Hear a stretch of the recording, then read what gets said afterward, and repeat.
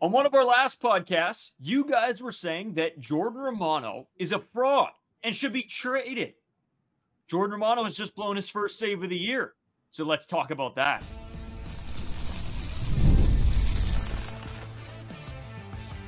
You are Locked On Blue Jays, your daily Toronto Blue Jays podcast. Part of the Locked On Podcast Network, your team every day. Welcome back to Locked On Blue Jays. Thank you for making Locked On Blue Jays your first listen every day. We are free and available wherever you get your podcasts and on YouTube. Part of the Locked On Podcast Network, your team every day. Today's episode is brought to you by Game Time. Download the Game Time app, create an account, and use code LOCKEDONMLB for $20 off your first purchase. Terms apply. Welcome back to another episode, ladies and gentlemen. I'm Braden Wasco. He's Carter First. You can find us on Twitter, Braden5 Wasco, Carter First too as well on Instagram and TikTok at Locked On Blue Jays. We really appreciate if you guys could subscribe here. We've noticed a lot of you guys that watch our videos aren't subscribed, so drop us a subscribe, help us out, keep us at the top of your guys' feed. It goes a long way. Thank you for listening on any other podcast platform that you do. We are headed to Toronto tomorrow morning. Tomorrow morning, we're off from the 17th to the 20th. We are in Toronto for the Tampa Bay Rays series. Tomorrow night will be Chris Bassett bobblehead night and country night together. So it's going to be a jam-packed evening. I guess I started here. We got a lot of comments saying that Jordan Romano is a fraud, that Jordan Romano needs to be traded, or you wouldn't mind if Jordan Romano was traded. So obviously, he did blow a save. He blew his first save of the year. And that begs the question, are you guys right? Is Jordan Romano a fraud? Well, Carter, me and you did an absolute deep dive because some statistics aren't readily available. So me and Carter sat down, we got out the pens and papers, and we figured some stuff out. We're going to give you the stats first of all, because I think it paints a bigger picture. We've compared his numbers to another great starting or closing pitcher that some of you may well know in Josh Hader. So, Carter, let's start off with Jordan Romano's statistics from this season and last season. Yeah, I'm going to start it out in 2023 because his sample size for this season is pretty small due to his injury in spring training. And that could be part of his, a little bit of a slow start, you could say, of his season. But you look at Kevin Gausman, he had a slow start with an injury as well. You look at Eric Swanson, he's continuing to have a slow start. So it's not uncommon for people that don't have a full spring training to start off slow and kind of have to get their feet back under them. But in the sense of Jordan Romano, I'm going to start in 2023. So people are saying that Jordan Romano is a fraud. He went 36 out of 40 for save opportunities. So he saved a situation 36 times out of 40, only blew 4 saves last season. And the argument this season is Jordan Romano is a fraud because he's coming in with 3 runs as a cushion. He's giving up 2 runs, 1 run, whatever, and he's still getting the save. I'm just going to start that off by this guy's getting the save. We're winning the games. What's the problem here? I don't really care how it happens. If we're winning the games, not a big problem in my book. But saying that, in 2023, I guess I'm going to give it back to you because he has a couple 4-run saves in here, and I want you to explain how that's even possible. Okay, so we looked at the statistics. A save is usually 3 runs or less. But in certain scenarios, guys can come in to get 4 or 5-run saves. Now, I know what you're asking. Some of you may know this, but some of you may not. You can get saves with more than 3 runs. In the case of Jordan Romano had 1 save last season, which was technically 4 runs. He came in the 8th inning with bases loaded and the winning run at the plate with 2 outs. He got out of that inning and then continued on to get the save. That is how that works. Is as long as the winning run is on at the plate, it still counts as save no matter how many runs you're ahead or whatever. And I believe when we get into Josh Hader's statistics, he had a 5-run save because he hit, I guess they hit the ball. They got the run out at home, not the run out at first, keeping the bases loaded. So they got a run, but he then gets out of the inning and then gets the save. So just as a clarification, we know that this 4-run save, 5-run save, may not compute with some of you. So I figured I'd give you a breakdown on how that all works. And again, these are very uncommon. Like these don't happen a lot, especially for closing pitchers in these situations. They're going to come in when the game's close most of the time. So with Jordan Romano in his save opportunities, which adds up to his 36, he had 2 of them were 4-run saves in 2023. 13 of them were 3-run saves. 7 of them were 2-run saves, and 14 of them were 1-run saves. So he had the most saves when he only had 1 run of cushion. When you're looking at this year, I mean, a very small sample size, and Jordan Romano doesn't get to pick when he comes into the game. If he got to pick, he'd probably take 20-run cushion. But again, he's just doing his job. He's going in when John Schneider tells him to go in, whether it's the appropriate time or not, which is a whole different conversation about John Schneider. But Jordan Romano this year, and this is where he's getting the most of his flack. So he obviously blew the save against the Baltimore Orioles. That's his first blown save of the year, a 1-run save that got blown. So he has 6 other saves this year. 3 of them are 2 runs, and 3 of them are 3-run saves. Again, he's getting the results. But comparing this to Josh Hader. So Josh Hader is obviously one of the top closers in the league, playing on not a great team so far this season in the Houston Astros. But saying that, I'm going to start off with his 2023 as well. So he had 33 saves with the Padres. He only had 6 of them 1 run. 2 runs, he had 14. 3 runs, he had 11. 4 runs, he had 1. 5 runs, he had 1. So Jordan Romano, just to refresh, Jordan Romano had 14 1-run saves in 2023. Josh Hader had 6. Nobody's coming at Josh Hader because he's not getting saves with 1 run. He's getting saves. Again, this is the results that you're getting. If you're winning baseball games, who cares how you get there? And obviously, as we see, Jordan Romano, he loves just giving up base hits. He loves getting himself into trouble before he gets out of the inning. As long as he's getting out of the inning and the Blue Jays are winning baseball games, I don't care whatsoever. So going back into some stats here as well, he had in 2024, again, blown save with a 1 run. He had 6 earned runs giving up and 7 save opportunities. So looking at this, yes, he is giving up runs, but like I keep coming back to, if we're winning baseball games, I don't care how many runs he gives up. If he's getting the job done, he's getting the job done. The stats might not reflect greatly off of it, but again, he's getting results. He doesn't get to choose when he's coming into these baseball games. When you look at Josh Hader this season, looking at the earned runs he has given up in his save opportunities, he's given up 4 earned runs in 5 save opportunities. So when you look at the projections for this, it's pretty similar to Jordan Romano. So for me, the amount of flack that Jordan Romano is getting for his first blown save of the season is absolutely insane to me when he's been top 5 in saves his entire career, it seems like, especially within the last 3 years. So this discourse that Jordan Romano is a fraud, Jordan Romano should not be the closing pitcher on this team, is absolutely insane to me considering the stats that back this up. Yeah, Carter. I mean, to be honest, that's why I went off a little bit. I don't know if that was, I think that was 2 episodes ago, about this team needs Jordan Romano. There is not a ton of great closers in this league. And if you're looking at the Baltimore Orioles, who without Felix Bautista are hurting big time, they want a guy like Jordan Romano. Of course they do, because he's a guy that goes in there and gets the job done. And a bunch of you may be pissy about that. Too bad. I'm not a statistics guy, but even when Jordan Romano goes in the game, I'm not worrying. I'm fired up. I want to see the entrance music play. I want to see the dog come out. And he does. That guy's a lunatic on the mound. He is great. And for us to be absolutely dragging this guy's name through the mud is just criminal. Everybody on Twitter, in our comments, I'm, again, not a statistics guy, but look at the stats. Use the eye test, people. Use the eye test. It's 1 game.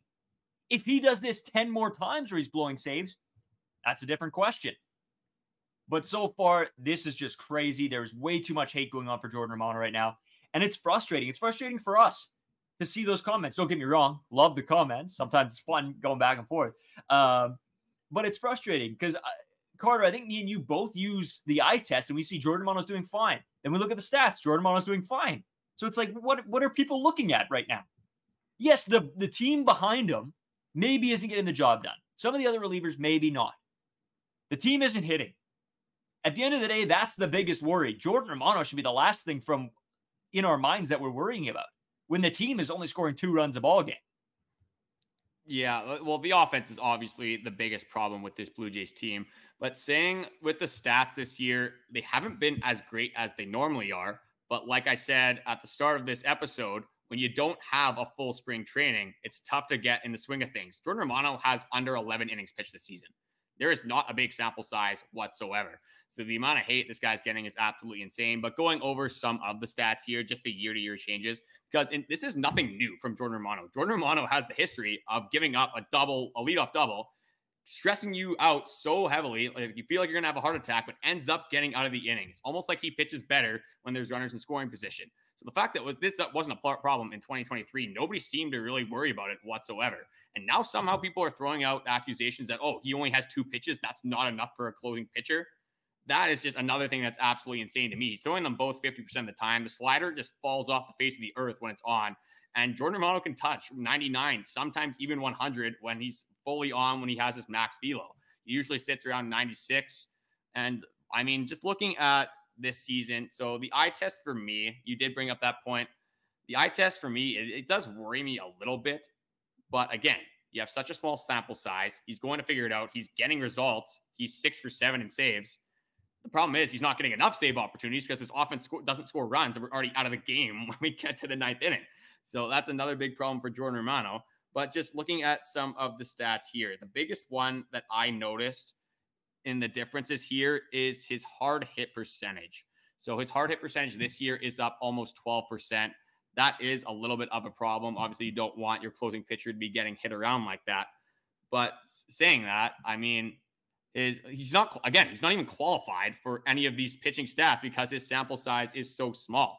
So it just blows my mind how many people are so out on Jordan Romano so quickly when he has one bad start. And saying this, going into this start, Jordan Westburg had hit a ground ball up the middle. IKF got a horrible bounce. That's how Jordan Westburg reached base. Adley Rutchman's swing, it looked like it was a fly ball. And this thing just kept carrying. It goes out by 2 feet. And the world is crashing in Blue Jays land about Jordan Romano. Yeah, it's just crazy, Carter. And I know people are going to come in the comments and say what they want. You're not going to change my mind. Until Jordan Romano gives me a reason not to trust Jordan Romano, I'm going to trust him. This is, at the end of the day, how often do you get a really, really good closer? There's teams chomping at the bit to get a player like Jordan Romano. So I think everybody's just got to calm down a little bit. Take a step back, give this guy a couple more innings to see what he can do before absolutely losing your minds. And this isn't like us against, the people that watch our videos at all, because there's some of you that fully believe that Jordan Romano is going to be fine. And there's some of you that just really dislike this Blue Jays team as a whole this season. And it's frustrating. It's frustrating to watch. But I think, coming on and talking on this podcast every day, it's, at some point, you got to look for the positives and not go straight to the negatives. And I feel like that's a little bit where, everybody in Blue Jays land is going right now. Well, it just, again, like you're looking at Josh Hader this year, 3 out of his 5 saves are 3-run saves. Jordan Romano, 3 of 6 of his saves are 3 runs. So why is Josh Hader not getting the same flack as Jordan Romano? Maybe he is in Astros country, but they have a lot more to worry about, again, than how Josh Hader is doing over there. So when you look at this team, you want Jordan Romano to have more opportunities to pitch in close games, because with this offense, they're not giving Jordan Romano the opportunity to pitch. And it completely blows my mind how quickly Blue Jays fans are to just jump ship on a player. Looking at Vladimir Guerrero Jr. earlier, looking at Bo Bichette. Yes, I was upset watching Bo Bichette have horrible at-bats at the plate. But not once did I say Bo Bichette does not have a chance to become a good hitter again, as he's shown over the last week. He is starting to find himself. Vladimir Guerrero Jr. is starting to find himself. George Springer, maybe a different conversation. I'm not completely out on George Springer yet either, though, because it's still a quarter of the way into the season. And I know Blue Jays fans are probably tired of hearing this. It's still early. But unfortunately, it is still early. You can have a team go on a 10-game winning streak and completely flip tides. Again, you need more from the offense. I'm not saying that's going to happen. And I know Ross Atkins, Mark Shapiro, and all of Blue Jays media is shoving that down our throats. But especially with Jordan Romano, if you're going to freak out about anything, freak out about the offense. The offense has been a problem all of last season. It's continuing to be a problem this season. We just went 2 for 13 with runners in scoring position, as we'll get into. But Jordan Romano is the least of our worries on this team right now. For sure. We're going to take a quick break. We're going to come back with the game recap. And then I don't know if it's just me or has the umpiring been just horrible. Like it feels like I'm a catcher in 7th grade framing pitches against the kid who doesn't want to be out there umping, but their parents are making them. So we'll be back. We have so much to talk about. Today's episode is brought to you by Game Time. Game Time is our favorite place to buy tickets. They are the best. I don't know why you would use another app. It's perfect. They give you deals. They show you actually a view from your seat, which is my favorite part of Game Time, because I can look up and down the app, find exactly what seats I want, if it's a good view, if it's an okay view, if it's a horrible view. We're going to Toronto. We bought all our tickets through Game Time. We would not pass up that opportunity. And yeah, it's been fantastic. When I went to a Jets game, I sat 4 rows from the glass. I think it was like $70, 4 rows from the glass against the Stars. It was unbelievable. We had a blast at that. We're going to have a blast this weekend. Game Time is the best place to buy your tickets. They have flash deals. They have zone deals. So certain zones go on special. And the all-in pricing thing really helps. You know exactly what you're spending before you go to checkout, so you're not getting hit with any back-end costs. They also have the lowest price guaranteed, which is a huge component for me as well. If they don't, Game Time will credit you 110% of the difference. Take the guesswork out of buying MLB tickets with Game Time. Download the Game Time app, create an account, and use code LOCKEDONMLB for $20 off your first purchase. Terms apply. Again, create an account and redeem code LOCKEDONMLB for $20 off. Download Game Time today. Last minute tickets, lowest prices guaranteed. So, Carter, I mean, let's just get into the game. I know we talked Jordan Romano, but sort of I don't want to say a heartbreaker, but you sort of, as we were going through today's game, you sort of felt like the Blue Jays had a chance to sweep the Orioles, and it would have been a huge swing. I know the one game got canceled, so it's an asterisk sweep if it would have been. But to steal 2 games on the Orioles would have been huge. And just sort of a disappointing end of the game. And I know we've gone over the Romano stuff already, so we can stay away from that. But just your overall thoughts, Carter. Yeah, I got one more thing to add about Romano. I'm just going to leave all of these like save stats, everything. I know there's probably a lot that we unloaded on you guys, so I'm just going to leave it in the comment section. I have all of it ready. But yeah, moving on from Jordan Romano and just looking at this game, it's the offense. It's the offense every single time, it seems like. Yusei Kikuchi has a season high of 9 Ks today. Only 4 1/3. There could be an argument for him going longer, but again, it doesn't matter because the bullpen looked great other than Jordan Romano. So, and all as well as you have the off day on Wednesday, you have a great start from Jose Barrios. You have only Jordan Romano and Yimi Garcia pitch. And again, in that game, sorry to keep bringing up Jordan Romano again, but Jordan Romano wasn't a problem in that game. So, moving on. Move on from Jordan Romano. But saying that, once you go 2 for 13 with runners in scoring position, it's so frustrating. This happened all year last year. You have a perfect opportunity to put one of the best, if not the best team in the AL to bed for a second game, get the momentum going for this Rays series, which would have been nice for us. Now you lose a little bit of the momentum going back to the Rogers Center. Just a tough game, a frustrating game. But at this point, is this just Toronto Blue Jays baseball? It seems like this happens all the time. Yeah, Carter. I mean, there is some positives to take out of this series, and I think let's not brush by them. Bo Bichette looks like he's starting to become old Bo Bichette. Vladimir Guerrero Jr. has been picking it up. Those 2 guys have looked good. Not a great day from Daulton Varsho today. Davis Schneider, 0 for 2, but 2 walks. So he's still doing exactly what Davis Schneider does, and have really good at-bats, work the count, get himself on base, and yet he's not hitting in that leadoff spot. But George Springer, 1 for 4 today with a walk. Not his worst day, but I said even the hit that he did get was about 1.5 inches away from being a foul ball and him having to continue that at bat. Good for him, but at the end of the day, I mean, he's just not doing it right now for me. The one thing, Carter, that I wanted to get into, and maybe it's a me thing, Ernie Clement, I love the guy. I love him. But, man, he doesn't hit the baseball very hard. Holy, is it soft contact. He's just a contact guy, a guy that doesn't strike out a lot. kind of does the same thing as IKF, but IKF's doing it slightly better right now. Sorry, Yeah. I got to go off topic again, but I know you didn't really give George Springer a lot of credit there. I've been one of the hardest guys on George Springer, but I got to give credit where credit's due.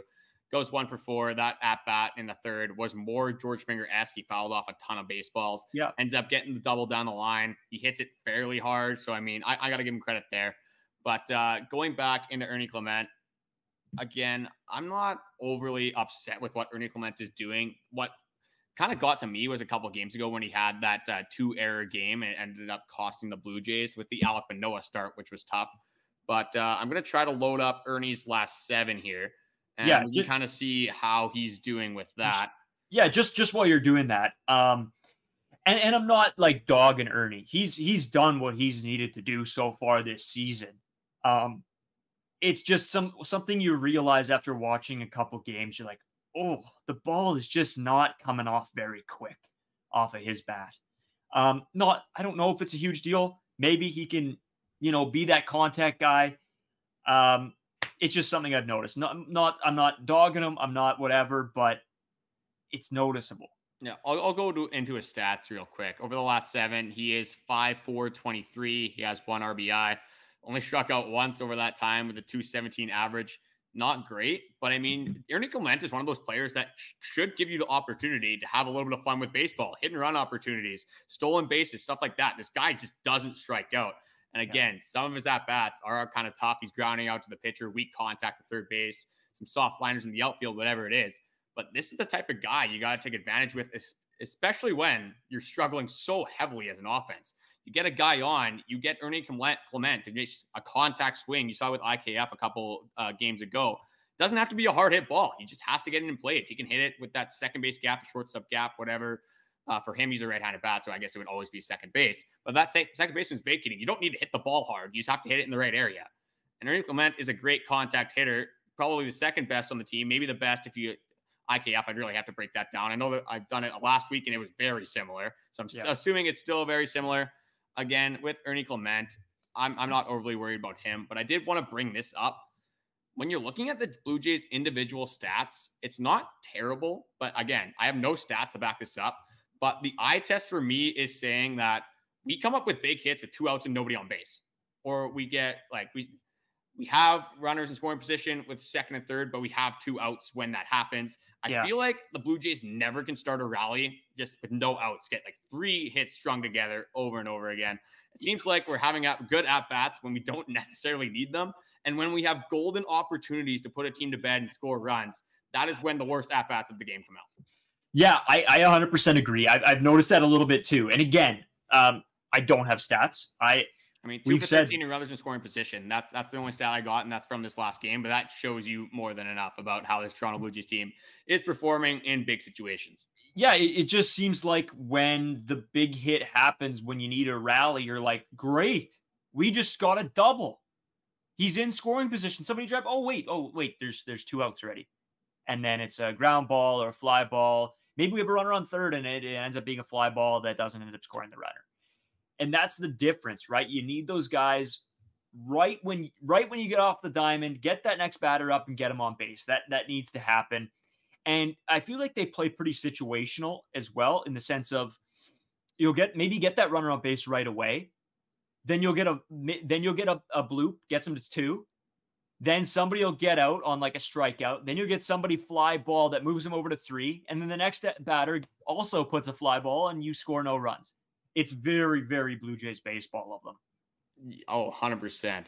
But this offense, so frustrating to watch in totality. But again, I want to get into 2 other plays because we are already getting through this episode pretty quickly. We always have a plan and it always goes way over, but we love talking about Blue Jays baseball. Hopefully you guys enjoy listening as well.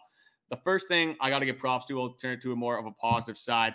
Yimi Garcia today. Yeah, beauty. Yimi Garcia. He's him, man. He honestly, if you're going to, again, sorry to bring up Jordan Romano, but if you're going to replace Jordan Romano with anyone, Yimi Garcia, probably not the worst option. So he comes in, inherited runners on third and second, no outs, and he gets out of the inning in a breeze. So he gets a K against Jordan Westburg. Jordan Westburg had such a weird day. 1 for 4, 1 home run, 3 Ks. That's the classic Carter first stat. 3 Ks is a little bit tough to see, but I mean, you get the home run. I'm still taking it. I don't care. at-bats, though, after that were pretty terrible by Jordan Westburg. But saying that, you get right after the Jordan Westburg K, you get a pop-up on one pitch to the Jays killer Ryan Mountcastle. That's when I knew he was getting out of the inning for sure. And then right after that, get the ground ball from Gunnar Henderson. So these aren't bums. This is the top of the Orioles order in the biggest spot of the game. Honestly, if I was going to bet on it, I probably would have had the Orioles scoring a run there. Yimi Garcia, I'm calling him that for now on this podcast, proved me completely wrong. This guy's been absolutely ridiculous. How do you feel about Yimi Garcia? Hypocrite. Right away, I just absolutely throw him. No, he's been fantastic. He's undoubtable at right now. And I know you said you had some doubts, and it's fair. You see those three guys come up in the order, you're like, oh, okay, what's going to happen here? Yimi has just been an absolute rock this year in a bullpen that's struggling. I always think throw Yimi in. Oh, he just pitched yesterday and the day before. Okay, I guess no Yimi today. No, overall amazing. I think his ERA is under a 0.6 right now. Ridiculous. Which is unbelievable. He's only given up 5 hits this year as well. Yeah, so he's playing really, really well. He does his job. He does his job almost better than anybody else. But Carter, I mean, you're right. It's nice to have standout guys like Yimi. But then I watch the rest of the game and it crushes my soul. So, well, the other thing I wanted to get into, and this isn't necessarily a Jays problem, it happened in the top of the 5th inning. So Daulton Varsho is stealing second base. He has a great jump. The throw is like 100 feet in the outfield. So Daulton Varsho obviously sees that, and he's rounding second base, and Jorge Mateo is just literally right in his way. This guy has nowhere to go. He runs into Jorge Mateo. Jorge Mateo pretty much just grabs him, catches him. Daulton Varsho takes another like half step towards third base, and obviously he realizes at this point he cannot get to third base, and he doesn't realize that there's an obstruction call already by the umpire. So he goes back to 2, and somehow this obstruction call is just thrown out the window because I don't even know what the rule is. I think it was the intent to go to third. But if you see the ball go in the outfield, he literally gets up immediately, starts ripping to third base, and then right after Jorge Mateo grabs him, he takes another step to third base and then realizes he's going to be out if he goes and goes back to 2. I just think if this is the rule, I just think it's absolutely ridiculous. You can tell there's intent for Daulton Varsho to get to third base. He easily would have got to third base if Jorge Mateo's not there. Again, doesn't end up mattering, but just an absolutely insane display. Well, to be fair, I mean, so we're going to get into some umping stuff in the next segment here. Overall, though, I think this was just a mismanaged situation by this umpiring crew. That should be like Daulton Varsho should be on third base right there. You're obstructing the baseline. The guy's obviously making the turn. He gets up from a slide to run to third base. It's different if he does a little bit of a round at 2 and he hits a guy. Okay, maybe not. But he makes the motion for third. I don't know if this plays challengeable. I don't know how this all works. I don't know what the proper call is, but to me, that just seems wrong. Does that mean that if a ball goes past me, I can stand in the guy's way and take his path to third away? That opens some questions, I think, for the league, maybe for the umpires. I don't know. An answer would be nice of why this happened. What is the specific rule? And maybe we could be wrong.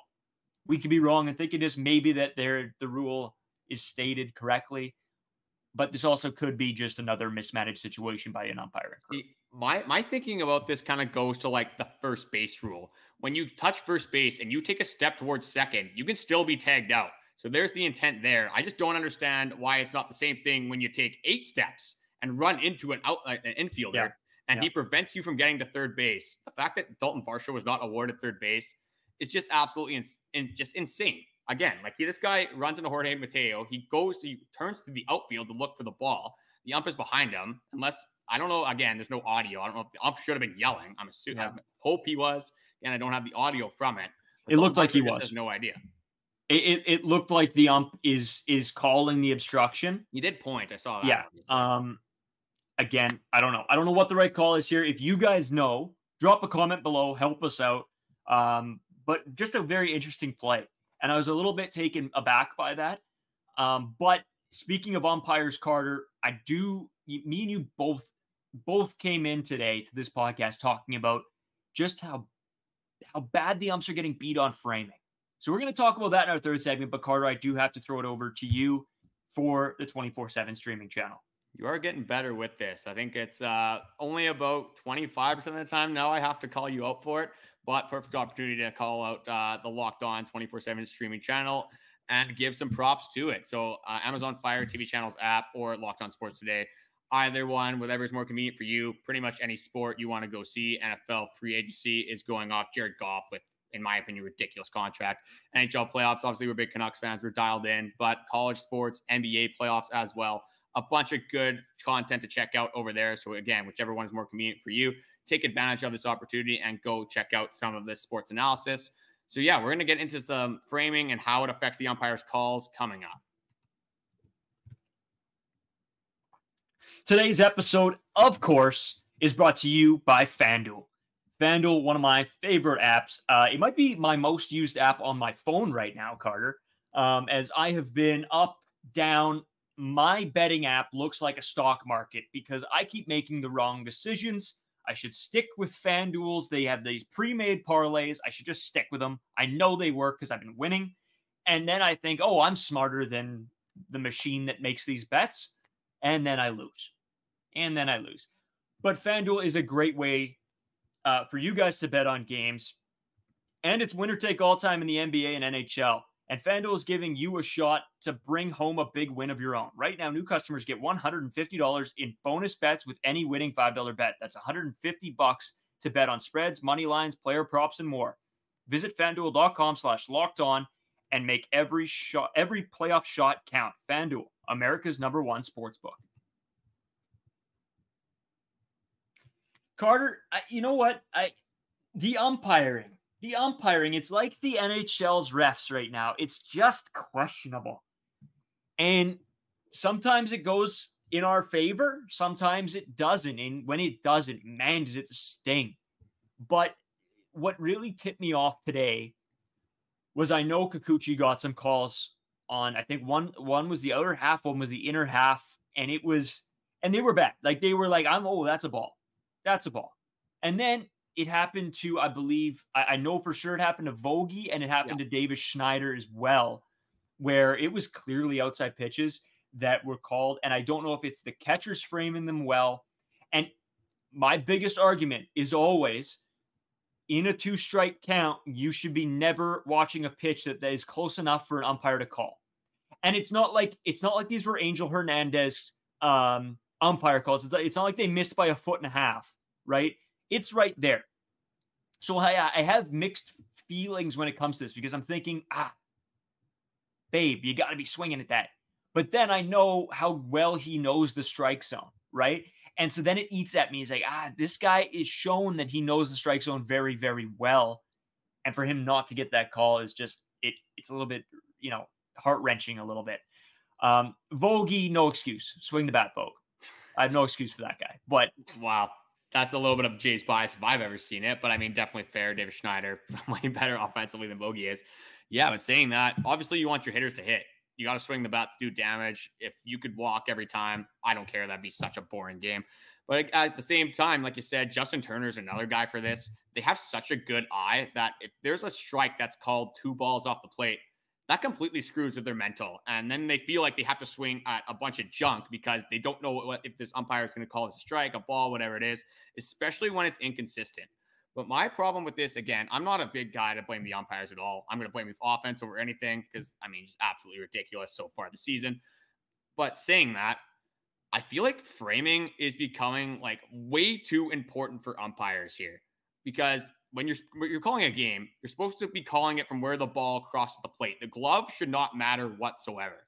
And again, maybe there's there's some close calls on like some of these pitches are ridiculous and sliders, curveballs, they move crazy.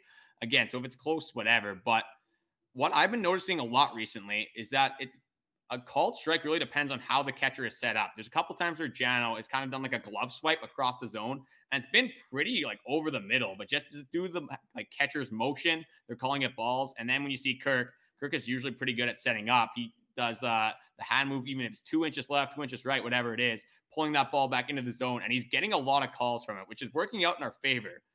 but it doesn't make any sense to me because for me, again, I have umpired before, but have I umpired guys throwing 99 with 18 inches of vertical movement, whatever it is? No, I haven't.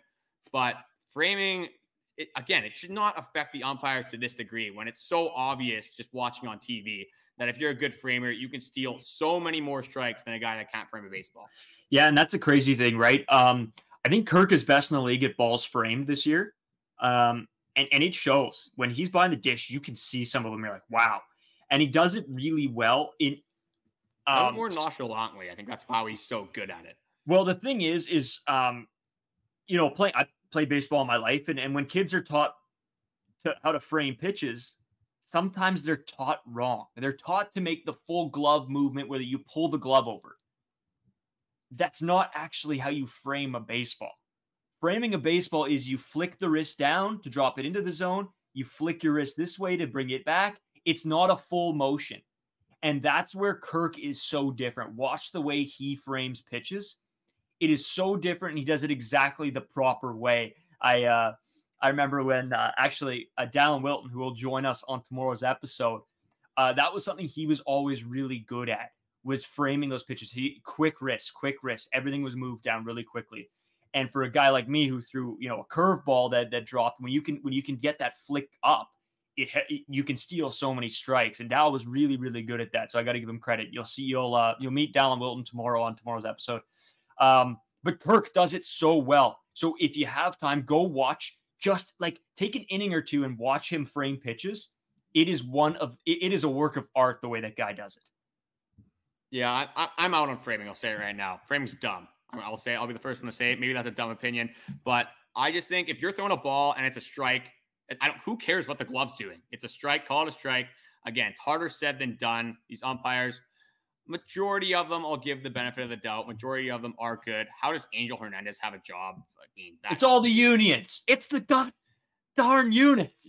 Absolutely insane stuff. I honestly believe I can ump a better game than Angel Hernandez. I don't think that's a hot take whatsoever. That guy, some of the calls he has is absolutely ridiculous. But saying that, again, as a Blue Jays fan, this framing stuff, I guess it's not the worst thing in the world when you got one of the best guys in the league doing it. And it clearly helps out Alek Manoah when a guy that's struggling with command, or just anyone in general, if they're struggling with command, steal a strike that completely can change an at-bat for an opposing player. So you got anything else to add about the framing and the umps? Are you with the conspiracy theories where you're like, we should go to the robot umps? These umps are throwing games on purpose because they're trying to push these robot umps, blah, blah, blah. No, I hate robot umps. Don't bring that into this league. I don't even like where you can go in you don't like the challenge system from AAA, eh? Because the challenge system's flawed in the sense that only a tiny piece of the baseball has to be touching the zone for it to count. And I think that's a flawed system. I don't like it. Get rid of the challenges. In the NHL, where it's a penalty or a goal, that's different. I understand the home run challenge. I understand tag challenges. But for balls and strikes, you gotta be kidding me. If it's close, what are you taught as a kid? If it's close, you swing the bat. If it's close enough to be a strike, it should be hittable. See, I gotta disagree with you there. I think if it's touching the strike zone, you gotta get the strike. But my problem with these robot umps is the MLB then creates the strike zone, which could cause a whole world of problems. So I don't think that's a great decision either. So again, the way umps call, like every ump is different on the way they call strikes and stuff like that. Again, that is part of baseball. It is how you have to adjust. But giving the MLB more here, I just want to say one more thing. Giving the MLB the power to have more control over these games and taking away from the players is just a bad move, in my opinion. All umps have different strike zones. Every single ump has a slightly different strike zone. As long as the ump is being consistent from the first inning to the ninth inning, I have no issues with them calling. If they're going to call an outside pitch strike, like maybe it's a ball off the plate outside, and they're calling that all game long, you got to set up for that. That's part of the game. Depends how far outside these pitches are. If it's I'm not talking Angel Hernandez a foot outside, but if it's a ball outside, like go look at any game that's umpired. Go look at I think there's an Instagram page that does it where they place all the balls, all the strikes that they have the ump report cards, which is actually I don't remember what the Instagram page is called, but you're right. It is something that is cool to look at. I think the average, again, I'm just kind of throwing it off the top of my head for what I do remember, I think is in the low 90s, high 80s. Yeah, it's low 90s. Yeah. So, I mean, yeah, obviously they're not going to get every pitch right. It is part of the game, but it definitely sucks when the call goes the opposite way as it's supposed to. Definitely, definitely. But for me, that's how I've always known growing up. Like I remember we always had this guy that would umpire games. Well, see, that he would call inside pitches all the time. See, you needed that though, because you can throw strikes. You needed every umpire to help you out in every scenario you could get. Well, it's knowing, right? So like, and these guys, it's not like they're bringing umps from the boonies to come ump games. You're seeing these guys all season long. So at some point, you have, not just like you have a report card on the other team, you have a report card on the ump. Okay, what is this? Where does this guy call strikes? Okay, he calls a lot of inside pitches. I'm going to set up for pitchers trying to abuse the inside. It's all part of the game. Baseball is a very mental game, and that's part of it. I don't know. To go to robot umps, it takes a bit out of the game. Yeah, I agree. I mean, I think you got to keep the authenticity in the game of baseball. Let the players ultimately decide how the games are going to end up. I'm in pretty much every sports league, I'm going to say, take the league out of it as much as you can. Let the players play. Just want to say thank you guys for watching. This episode went fairly long, but that is typical on the Locked On Blue Jays podcast. I just wanted to throw it over one more time, the Locked On 24/7 streaming channel. Basketball, baseball, hockey, whatever it is, it's over there. Take the opportunity, check it out. Again, the likes, comment, support has been awesome. My favorite part about this podcasting, I say it all the time, is the debates with the people, getting different opinions, different perspectives on things. We're watching pretty much every baseball game. So whether you watch everyone, whether you've watched 4, whether you watch half of them, definitely nice to get a bunch of different fan perspectives. Again, if you didn't hate on Kevin Gausman when he was struggling this season, don't hate on Jordan Romano. I'm going to end it with that. I love it. I got to mention as well, we are live streaming Saturday after the game. We'll be in Toronto, probably in our hotel room, couple beers cracked. Come join us. Give us your thoughts, opinions, argue with other people that are in the stream, whatever you want to do. It'll be fun. Dallin Wilton on tomorrow's episode. Keep an eye out for that one. It's a fun one. He was, like I said, he was my catcher from back in high school. Great hockey player as well. So it's going to be a really fun chat with him. So hopefully you guys tune into that. And make sure you guys drop a sub here on YouTube if you haven't already. It really helps out. Appreciate it. Talk to you guys tomorrow.